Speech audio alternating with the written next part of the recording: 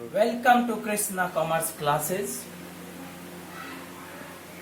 इस वीडियो में हम डिस्कस करेंगे पार्टनर्स कैपिटल अकाउंट के बारे में कि पार्टनर्स कैपिटल अकाउंट बनाने के कौन कौन से मेथड होते हैं। जैसा कि हम जानते हैं कि किसी पार्टनर से फर्म में एक से अधिक पार्टनर होते हैं और प्रत्येक पार्टनर का ट्रांजैक्शंस सेपरेटली दिखाए जाते हैं। सभी पार्टनर्स अपना अपना ट्रांजैक्शन सेपरेटली दिखाते हैं। इसीलिए ये जरूरी है कि सभी पार्टनर का अलग अलग कैपिटल अकाउंट बने। पार्टनर्स कैपिटल अकाउंट को इन दो तरीके से मेंटेन किए जा सकते हैं। Partners capital account can be maintained in two ways. First is the fixed capital account method and second is the fluctuating capital account method. Fixed capital account method explains about capital account and current account both. That means fixed capital account के अंतर्गत हम capital account और current account दोनों बनाते हैं, जबकि capital account fluctuating capital account के अंतर्गत हम केवल कैपिटल अकाउंट ही बनाते हैं। फिक्स्ड कैपिटल अकाउंट के अंतर्गत कैपिटल अकाउंट के में जब हम कैपिटल अकाउंट का लेजर बनाते हैं तो हमें ये ध्यान रखना होता है कि जो हमारा कैपिटल से संबंधित लेन देन है, transactions regarding capital, it is retained under capital account under fixed capital account method. Under fixed capital account method, when we prepare capital account, we write only the capital items.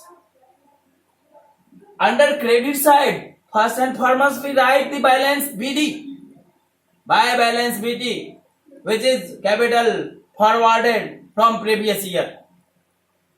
If there is negative capital, we can write to balance BD under debit side, but generally positive capital maybe, and so under credit side we write the by balance BD, and after it if we introduce additional capital, further capital, we write under credit side of capital account additional capital or further capital. If out of this capital partners withdraw, the withdrawal amount by the partner is retained under debit side due to decreasing the capital. Due to decreasing the capital is withdrawn by the partner, and so it is retained under debit side. Partner के द्वारा capital में से कुछ पैसे, कुछ amount निकाल लिए जाते हैं, इसलिए हम उसे रिवर्स में एंट्री करते हैं। Only capital items are retained here under capital account. Now under current account,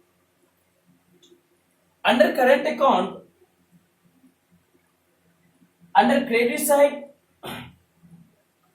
under current account no capital items are retained. Only those items are retained which is related with current year. Under credit side we write the salary to the partner, commission to the partner, interest on capital to the partner, share of profit. Those items which increase the capital of the partner is retained under credit side of current account, and those items which decrease the capital of the partner is retained under the debit side, like drawing against profit. It should be noted that drawing against capital is retained under capital account, but drawing against profit is retained under current account debit side. Profit में से अगर हम drawing करते हैं तो उसे हम current account के डेबिट साइड में लिखेंगे, लेकिन अगर हम कैपिटल में से विथड्रॉ करते हैं, ड्राइंग करते हैं, उसे कैपिटल अकाउंट के डेबिट साइड में रखेंगे। ये याद रखने लायक चीज है। इंटरेस्ट ऑन ड्राइंग, ड्राइंग पर इंटरेस्ट देने से पार्टनर का कैपिटल घटता है। Share of loss, PL appropriation account का item, loss from PL appropriation account, capital हमारा घटता है तो इसको हम डेबिट साइड में। लेकिन ये शेयर ऑफ प्रॉफिट, इसका मतलब पार्टनर का प्रॉफिट बढ़ा है, कैपिटल बढ़ा है, करंट अकाउंट में क्रेडिट साइड में लिखेंगे। ठीक उसी तरह से फ्लक्चुएटिंग कैपिटल में, fluctuating under fluctuating capital V prepare only capital account and it is the combination of both capital account and current account under fixed capital method. Both items are retained under capital account in fluctuating capital method. दोनों ही item जैसे है वैसे ही हम capital account में लिखेंगे। Credit side में, capital account के credit side में सबसे पहले लिखेंगे capital, balance BD, by balance BD जो पहले से फॉरवर्डेड हुआ है।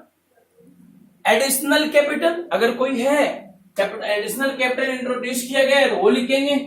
अब हम देखते हैं कौन कौन आइटम पार्टनर के कैपिटल को बढ़ा देता है और उन सबको क्रेडिट साइड में लिखेंगे। Salary to partner, commission to partners, interest on capital to partners and PL appropriation से जो शेयर और प्रॉफिट हुआ, ये तमाम आइटम पार्टनर्स के कैपिटल को बढ़ाने का काम करता है, इसलिए हम क्रेडिट साइड में लिखेंगे। वो आइटम जो पार्टनर्स के कैपिटल को बढ़ाने का काम करता है। अब देखें डेबिट साइड में क्या लिखेंगे, डेबिट साइड में दोनों ही ड्राइंग लिखेंगे, drawing against capital and drawing against profit, both should be written under debit side. Drawing against capital, capital में से जो हम विथड्रॉल किए, drawing against profit means profit में से जो हमने विथड्रॉल किया। Interest on drawing and share of loss, this loss is forwarded from PL appropriation account. Share of loss should be retained here under debit side of capital account because it decreases the capital of the partner. Partner के दृष्टिकोण से हमने सोचा, लेकिन चूंकि हम ये firm के बुक में बना रहे हैं तो फर्म के दृष्टिकोण से अगर हम सोचें, फर्म के दृष्टिकोण से अगर हम सोचें तो फर्म का भी कैपिटल बढ़ता है। फर्म का कैपिटल अगर बढ़ता है तो हमें उसे क्रेडिट में लिखेंगे। फर्म का कैपिटल जहां जहां बढ़ रहा है, चूंकि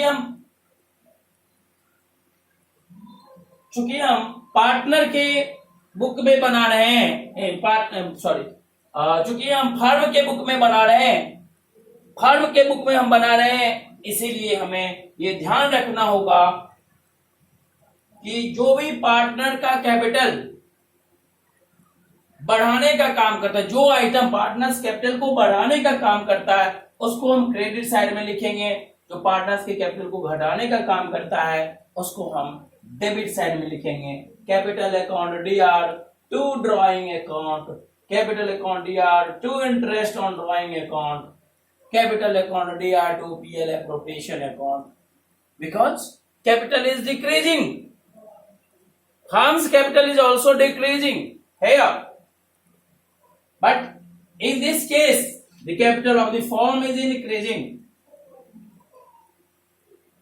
and therefore it should be written under credit side. Salary to partner. Salary, partner को सैलरी मिला, इससे पार्टनर का कैपिटल बढ़ता है। सैलरी टू पार्टनर, जिस पार्टनर को जब सैलरी मिलेगा तो पार्टनर का कैपिटल बढ़ने से फर्म का कैपिटल बढ़ता है, अल्टीमेटली फर्म के कैपिटल में ऐड हो जाता है। Okay, thank you.